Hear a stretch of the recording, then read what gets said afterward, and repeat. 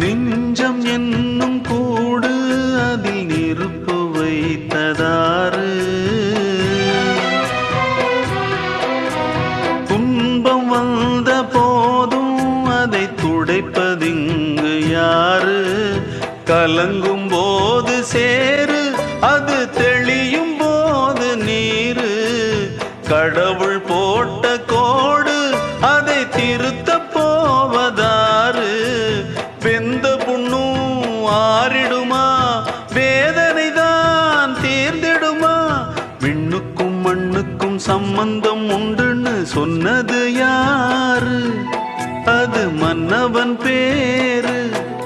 அந்த வானத்தை போல மனம் படைச்ச மன்னவனே, பனி துளிய போல குணம் படைச்ச தென்னவனே.